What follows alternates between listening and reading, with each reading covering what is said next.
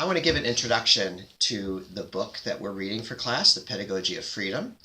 This is by the Brazilian educator, Paulo Freire, who is known as the founder of the field of critical pedagogy. Freire lived in the second half of the 20th century. He was active first in doing literacy for rural migrant workers in northwestern Brazil, a very impoverished region of the country, a region with great inequalities.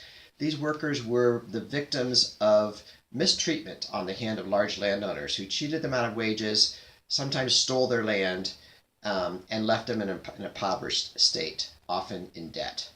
Freire felt like teaching them to read and write in itself was a tool for empowerment, but in addition to that, he felt like the subject, the content of language was key.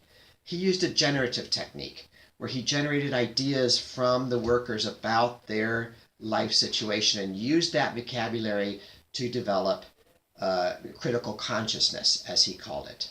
Conscientization is a key theme in Freire's work, coming to understand your role as an active agent for change in the world, as a subject, not an object, and the way in which you can transform the world through your life.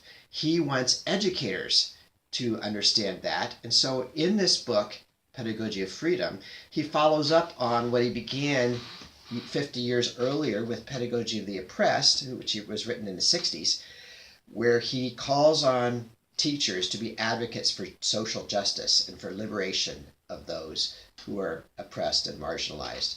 In Pedagogy of Freedom, he's particularly interested in curiosity, in the ways the educator interacts with the learners, and I'm looking forward to discussing with you the themes that he develops throughout this book. I encourage you to take the time and effort necessary to engage with the ideas. This is a book originally written in Portuguese, translated into English. At times, you may be able to tell it's a translation by the way. It might be challenging to understand, but I assure you, if you take the effort to invest in understanding it, you will get rich rewards. I look forward to your questions, your challenges, your inquiries. Freire emphasized questioning of accepted norms, and one of the ways that you can do that is by starting right now, by questioning the norms of our education system, but also by questioning the points that Freire is advocating in his book as we discuss it with each other. I look forward to working with this with you. Thank you.